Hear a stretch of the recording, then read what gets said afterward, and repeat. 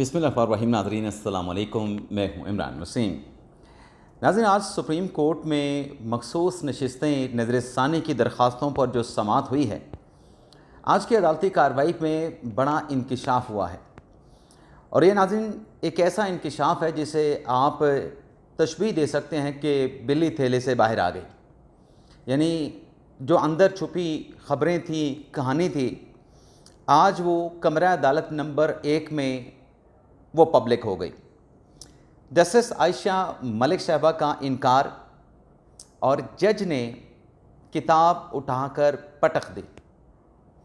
दो जजेस के रिमार्क्स पर अदालत में तमाशा, सब ने सर पकड़ लिया। तो ये जो नाज़रीन आज की अदालती कार्रवाई जिसमें एक नया इंकिशाफ सामने आया है, जज साहबान ने कुछ सवालात भी किए, रिमार्क्स भी दिए।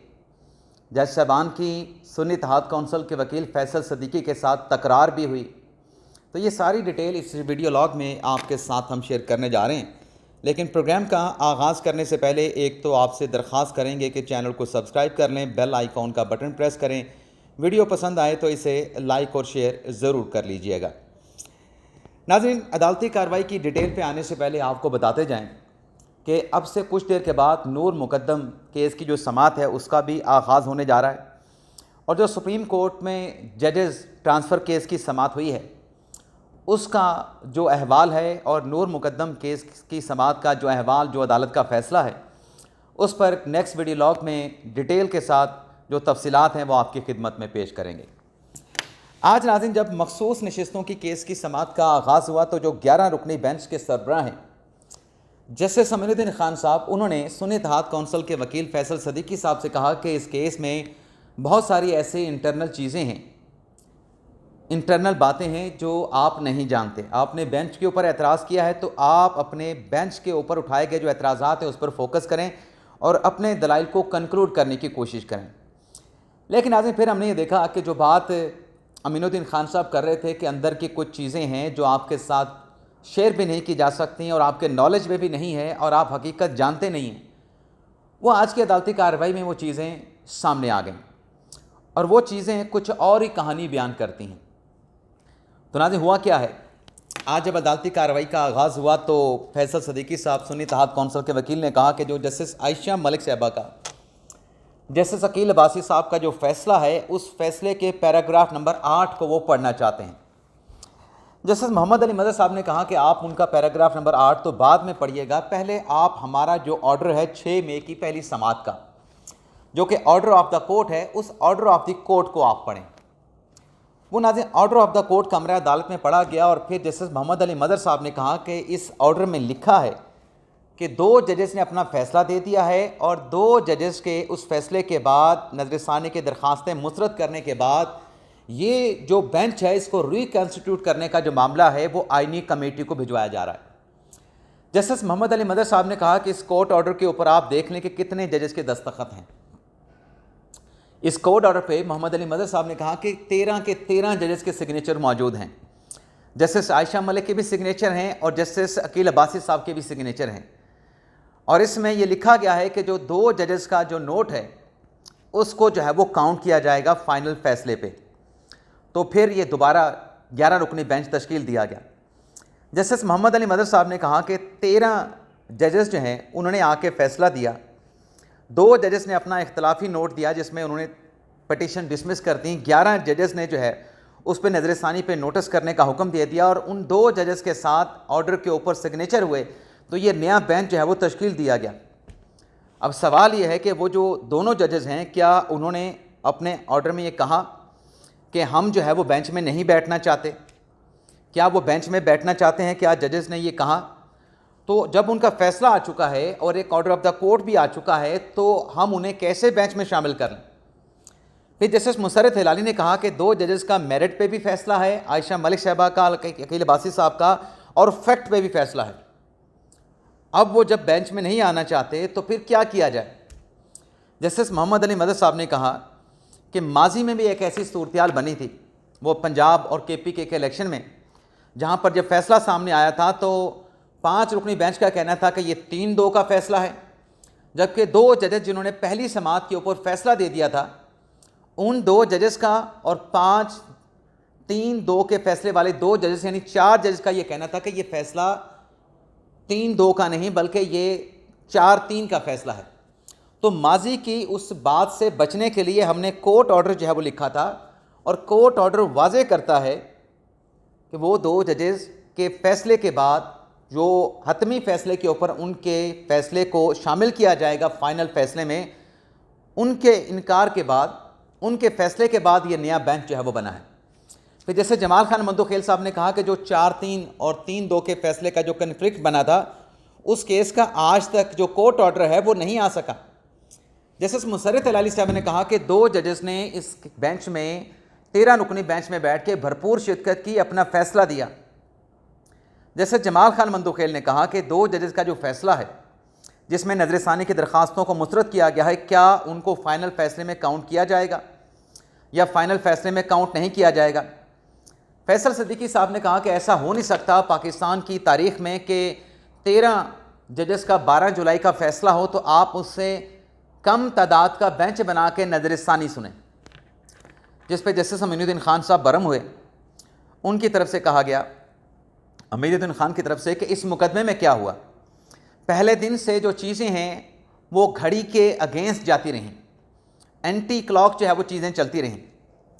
फैसल सिद्दीकी साहब ने जब ये देखा कि जज साहबान बरम हो रहे हैं तो सुन्नी इत्तेहाद कौंसिल के वकील ने काजी फैसल साहब का जो नज़रसानी का मुकदमा था आज फिर उस फैसले का हवाला दे दिया, जिसमें नाज़रीन जस्टिस जमाल खान मंदोखेल साहब ने कहा कि आप जो कह रहे हैं कि उसमें 6-4 का फैसला था, जब नज़रसानी आई काजी फ़ाइज़ ईसा की, काजी फ़ाइज़ा की अहलिया सरीना ईसा की, तो उसमें जो मिनॉरिटी व्यू रखने वाले जजेस हैं उन्हें भी दोबारा बेंच में शामिल किया गया था। वहाँ पर सुप्रीम कोर्ट रूल्स का इतलाक़ होता था।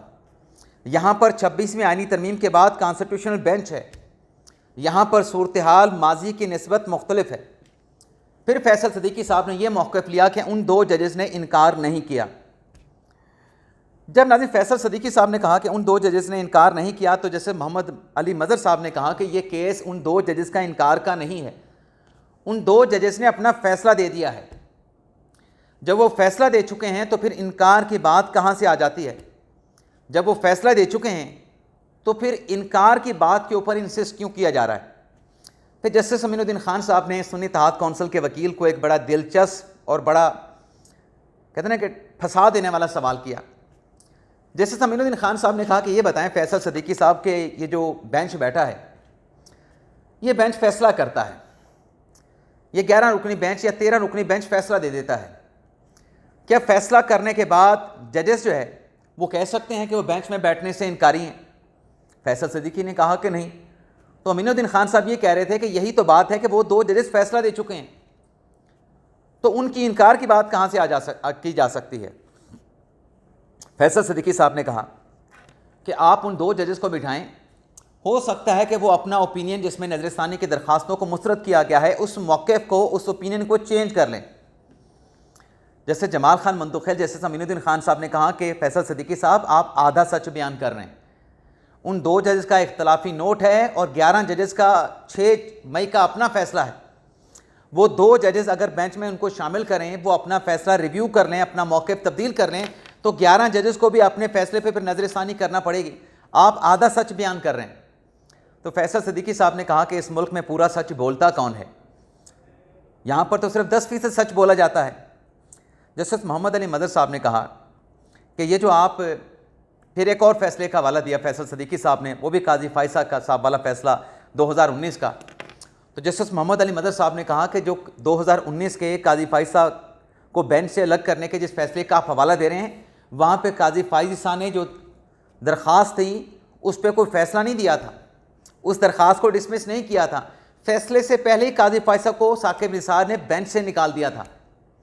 तो आप हक़ाइक़ में जो इख्तलाफ है, जो मुख्तलिफ हक़ाइक़ हैं, उसको भी देखें। फैसल सिद्दीकी साहब ने कहा कि नहीं, वो पानी से लस्सी बनाने की या पानी में मधानी डाल के लस्सी बनाने की कोशिश कर रहे थे कि बेंच तब्दील नहीं हो सकता। फिर मोहम्मद अली मदर साहब ने फिर अंदर की एक बात करी दी। जस्टिस मोहम्मद अली मदर साहब ने कहा, आप कहते हैं कि आयशा मलिक साहबा को, रकील अब्बासी साहब को इस बेंच में शामिल करें, क्या ये 11 रुकनी बेंच जो है वो जुडिशल ऑर्डर जारी करे, उन दोनों जजेस को हुक्म दे कि आप आएँ और बेंच में आके बैठें। अगर वो नहीं आते, ना बैठें, तो फिर जस्टिस मोहम्मद अली मजहर ने कहा कि उन 2 जजेस में से एक जज तो बैरून मुल्क गया हुआ है। अब नाज़रीन, इस पर साफियों के कान खटके कि कौन से जज बैरून मुल्क गए हुए हैं। तो पता चला कुछ सुप्रीम कोर्ट की वेबसाइट को मुलाहिजा करने के बाद कि जस्टिस आयशा मलिक साहबा जो हैं वो पाकिस्तान में नहीं हैं, वो बैरून मुल्क हैं। जस्टिस अकील अब्बासी साहब सुप्रीम कोर्ट में बेंच में शामिल हैं और वो मुकदमात की समाअत भी कर रहे हैं। अब नाज़रीन, पता चला कि आयशा मलिक साहबा बैरून मुल्क हैं। तो इस पर हमारे साफियों में मेरी ये बात हुई कि ये जो पहली समाअत के ऊपर जो मैंने भी कहा थंबनेल पे कि बिल्ली थैले से बाहर आ गई, आयशा मलिक साहबा ने बेंच में बैठने से इनकार कर दिया, क्योंकि अमीनुद्दीन खान साहब बार बार यही कह रहे थे कि ये जो 11 रुकनी बेंच बना है उन जजेस की विश के ऊपर बना है। उन जजेस को बैठने का कहा गया था, लेकिन वो जजेस बैठने के लिए तैयार नहीं थे और अमीनुद्दीन खान साहब बार बार कह रहे थे कि अंदर की बात हमसे ना कहलवाएं। आप फैसल सिद्दीकी साहब बहुत सारे हकायक से नावाकिफ़ हैं। जब नाज़रीन ये बात सामने आई कि एक जज साहब जो हैं, साहिबा जो हैं, वो पाकिस्तान से बाहर हैं और वो आयशा मलिक साहबा हैं और वो अमेरिका में हैं, तो ये साफ़ियों में फिर आपस में चहमगोइयाँ होनी शुरू हुई। तो ये तो बज़ाहिर ऐसा लगता है कि आयशा मलिक साहबा ने जो पहले दिन नज़र सानी की दरख्वास्तों को डिटेल में सुनने के बजाय पहली समाअत पे उनको नाकाबिल समाअत करार दे के मेरिट पे और फैक्ट के ऊपर उसको डिसमिस कर दिया, ये शायद कहीं ये वजह तो नहीं थी कि आयशा मलिक साहबा ने बैरून मुल्क जाना था, और अगर वो बेंच में बैठी रहती और नज़र सानी की दरख्वास्तों को डिसमिस ना करती तो उनका जो अमेरिका जाने का जो प्लान था वो प्लान डिसमिस हो जाता, वो प्लान जो है वो ख़त्म हो जाता, वो बाहर ना जा सकती। उनको बेंच में बैठ के नज़र सानी की दरख्वास्तों को डिटेल में सुनना पड़ता, जैसे ये 11 जजेस बैठ के सुन रहे हैं।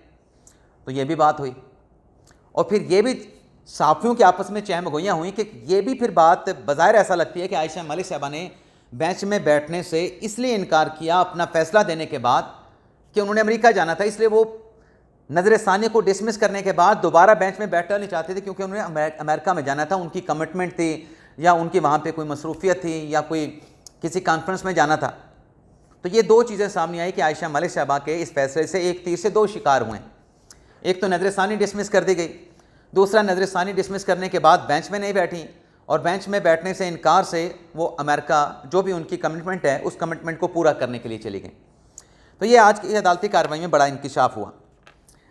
जब फैसल सिद्दीकी साहब बार बार ये इंसिस्ट कर रहे थे कि आयशा मलिक को शामिल करें, अपना अकील अब्बासी साहब को शामिल करें, तो जज की तरफ से कहा गया कि जब वो नहीं आना चाहते, नहीं बैठना चाहते, एक जज बैरून मुल्क भी है, तो क्या उनको दावतनामा भिजवाएं। तो फैसल सिद्दीकी ने कहा कि आप बिल्कुल उनको दावतनामा जाना चाहिए, वो आएँ या ना आएँ, लेकिन दावतनामा इस बेंच की तरफ से उनको जाना चाहिए। फिर एक जज ने कहा कि उस दावतनामे का फिर तरीक़ाकार क्या होना चाहिए, लेकिन जस्टिस अमीनुद्दीन खान साहब ने कहा कि हम दावतनामा नहीं भिजवाएंगे। फैसल सिद्दीकी साहब, आपने अगर दावतनामा भिजवाना है तो आप बेशक भिजवा दें। फिर फैसल सिद्दीकी साहब ने कहा कि जो जजेस का जो इख्तलाफी नोट है उसमें कहीं नहीं लिखा गया कि वो बैठने के लिए तैयार नहीं, जिस पर अदालत की तरफ से कहा गया कि जो ऑर्डर ऑफ द कोर्ट है 6 मई का, उसको पढ़ें, उस पर उन दोनों जजेस के सिग्नेचर मौजूद हैं। उस नोट को पढ़ने के बाद जो नीचे दोनों जजेस ने लिखा है उसमें उन्होंने ये नहीं कहा कि वो बेंच में बैठने के लिए तैयार हैं, उसमें उन 2 जजेस ने नहीं लिखा कि वो बेंच में बैठने के लिए तैयार हैं, और उनकी विश के ऊपर ये बेंच दोबारा रिकॉन्स्टिट्यूट किया गया। फिर जस्टिस मुसर्रत अली साहब ने कहा कि मुझे अगर आप टिकट ले दें तो मैं बैरून मुल्क चली जाती हूँ और उन जज साहब जो भी जज साहब बाहर हैं उनको पाकिस्तान लाने की मैं कोशिश कर लेती हूँ, मुझे आप टिकट ले दें। फिर नाज़रीन ऐसा होता है कि फैसल सिद्दीकी साहब ये कहते हैं कि देखें कि अगर वो जज दस्तयाब नहीं और बैरून मुल्क हैं और उनके इंतज़ार में केस पेंडिंग में पड़ जाएगा, पेंडिंग में चला जाएगा, तो सुप्रीम कोर्ट में तो डेथ पेनल्टीज़ के केस पड़े हैं जो कि ज़ेर इल्तवा हैं, तो ये भी पेंडिंग में चला जाएगा तो क्या हो जाएगा। तो नाज़रीन यहाँ पर जो मैंने सुबह आपको बताया था कि सुन्नी इत्तेहाद कौंसिल का प्लान क्या है कि किसी तरीके से ये केस प्रोलॉन्ग हो और ये केस समर वेकेशंस के बाद सुना जाए, ये बेंच मुकम्मल ना हो सके, बेंच नामुकम्मल हो जाए। तो वो बात आज सुन्नी इत्तेहाद कौंसिल के वकील ने कह दी। फिर उन्होंने पनामा केस का हवाला भी दिया कि पनामा में पहले 5 रुकनी बेंच बना था, 5 रुकनी बेंच में से 2 जजेस ने नवाज शरीफ को डिस्क्वालीफाई कर दिया था, 3 जजेस ने JIT बना के तहकीकात कराई थी, लेकिन जब JIT की रिपोर्ट आ गई थी तो और उस पर जब फैसला देने का वक्त आया तो 5 जो जजेस हैं वो बेंच में इकट्ठे हो गए थे। इस बात से भी नाज़रीन इत्तफाक नहीं किया अदालत ने, क्योंकि जब 2 जजेस ने इनकार किया था, 2 जजेस ने नवाज शरीफ को डिस्क्वालीफाई कर दिया था, खोसा साहब ने, गुलजार साहब ने, फिर वो बेंच में शामिल नहीं हुए थे। वो 5 रुकनी जो बेंच था वो फिर 3 रुकनी बेंच रह गया था, और जब 3 जजेस ने अपनी समाअत को मुकम्मल किया फिर वो 2 जजेस जो है वो ऑर्डर ऑफ द कोर्ट के ऊपर शामिल हुए थे। तो ये चीज़ यहाँ पर भी हो सकती है। 2 जजेस ने इख्तलाफी नोट दिया है, 2 जजेस के इख्तलाफी नोट के बाद 11 रुकनी बेंच अपना फैसला दे, और 11 रुकनी बेंच जब नजर सानी की दरखास्तों के ऊपर समाअत को कंक्लूड करे और 11 रुकनी बेंच का फैसला देने का वक्त आए तो उस वक्त जो ऑर्डर ऑफ द कोर्ट लिखा जाए उसमें फिर जब वो फैसले के अनाउंसमेंट तो 2 जजेस जो हैं वो बेंच में आके शामिल हो जाएं। इसमें तो फिर कोई कबात नहीं, लेकिन इस बात को इंसिस्ट करना कि जो नजर सानी की दरखास्तों पर समाअत होनी है उस समाअत के अंदर शामिल किया जाए, तो जज साहबान यही कह रहे हैं कि वो खामोश तमाशाई होंगे। जब उनको बेंच में शामिल करेंगे तो खामोश तमाशाई होंगे और वो बेंच में बैठना भी नहीं चाहते। उनको कैसे लेके आएँ? फिर फैसल सिद्दीकी साहब ने कहा कि 63A के केस में मुनीब अख्तर साहब नहीं आए थे, आपने जुडिशल ऑर्डर किया था, ये किया था, फलां किया था। वहाँ पर भी अदालत ने कहा कि उस केस में भी हक़ाइक़ मुख्तलिफ थे, यहाँ पे हक़ाइक़ और हैं, वहाँ पे हक़ाइक़ और हैं। यहाँ पे दोनों जजेस ने इख्तलाफी नोट दे दिया है, नज़रसानी डिसमिस कर दी हैं। इसके बाद नाज़रीन क्या होता है? इसके बाद नाज़रीन ये होता है कि एक आईनी बेंच के जजेस की जो प्रेस रिलीज़ है उसका हवाला देते हैं। उस पर भी अदालत फैसल सिद्दीकी साहब से कहती हैं कि आप प्लीज़ अपने जो आर्गूमेंट्स हैं उसको मुकम्मल कर लें। तो फैसल सिद्दीकी साहब नाज़रीन उनके दलाइल आज मुकम्मल हो चुके हैं, और उनके दलाइल मुकम्मल होने के बाद जो केस की समाअत है उसे आईनी बेंच ने 11 रुकनी बेंच ने कल 11:30 बजे तक मुलतवी कर दिया है। और कल सुन्नी इत्तेहाद कौंसिल के जो दूसरे वकील हैं हामिद खान साहब, उनके दलाइल का आगाज़ होगा। यहाँ तक नाज़रीन मुकम्मल हुई मखसूस नशिस्तों की अदालती कार्रवाई। अब नेक्स्ट वीडियो लॉग में जो जजेस ट्रांसफ़र केस है और नूर मुकद्दम केस का जो फैसला है उसकी डिटेल आपके साथ हम शेयर करेंगे। इजाज़त चाहते हैं नाज़रीन।